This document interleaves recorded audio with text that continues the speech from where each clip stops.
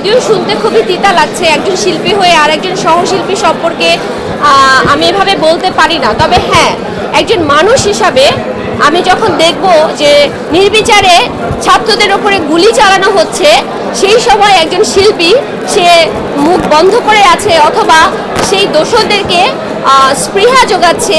যে আপনারা জানেন যে আলো আসবে নামে একটা গ্রুপ ছিল, যেখানে বলা হয়েছে যে গরম জল ঢালার জন্য এই ধরনের যারা মন্তব্য করবে বা তাদেরকে হচ্ছে ইন্সপায়ার করবে দুর্নীতি বা অপকর্মগুলো করার জন্য, তাদেরকে আসলে আমরা শিল্পী কেন মানুষ হিসাবেও আমি গণ্য করতে চাই না।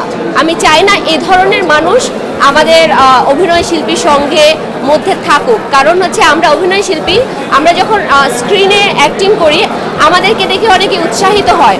আমরা যদি কোনো পজিটিভিটি নিয়ে কথা বলি সেটাকে মানুষ ফলো করে।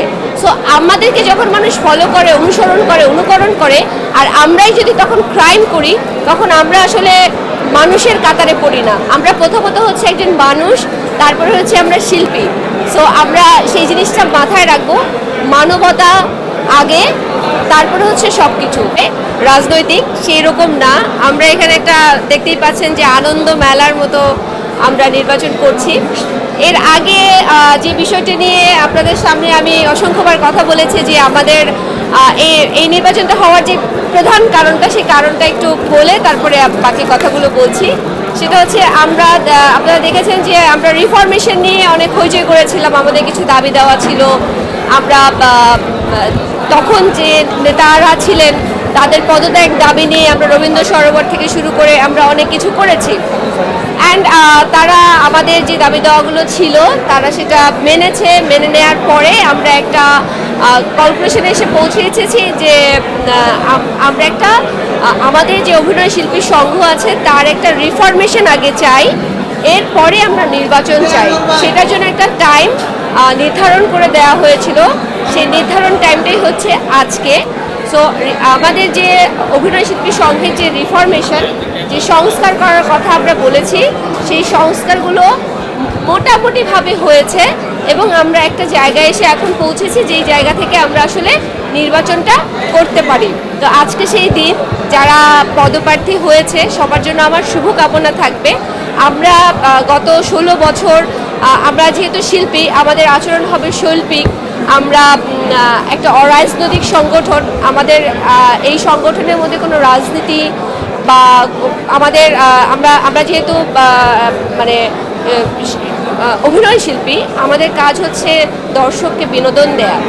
সো এখন যারা হচ্ছে নেতা হতে যাচ্ছেন তাদের কাছে আমার একটাই কথা থাকবে যে আমাদেরকে প্রশ্ন করা হয়, সাধারণ মানুষ আমাদেরকে প্রশ্ন করে, আচ্ছা আপু আপনি তো অভিনয় শিল্পী, আর কি করেন? আমি আর কিছুই করি না, আমি একজন অভিনয় শিল্পী। আমি যে একজন অভিনয় শিল্পী সেটাকে আমি একটা পেশা হিসাবে, রাষ্ট্রীয় পেশা হিসাবে আমি এটাকে রাষ্ট্রীয়ভাবে স্বীকৃতি চাই। যে এখন যারা নেতা হবেন, যেই নির্বাচিত হোক, তাদের কাছে তাদের মূল কাজই হবে যে আমরা যারা অভিনয় শিল্পী আছি আমাদেরকে একটা রাষ্ট্রীয় স্বীকৃতি প্রদান করা। সো এই লক্ষ্যেই যারা হচ্ছে এই ধরনের কাজে আমি দেখব যে যাদের মধ্যে এই ধরনের মনোভাব আছে, যারা আসলেই পরিবর্তন চায়, সংস্কার চায় এবং অরাজনৈতিক সংগঠন হিসাবে নিজেদেরকে গড়ে তুলতে চায়, আমি তাদেরকে ভোট প্রদান করব। আমার কাছে হাইকোর্টের অর্ডার আছে, হাইকোর্ট, সুপ্রিম কোর্ট এবং ফ্যামিলি কোর্ট, 3টা কোর্টের অর্ডার আছে।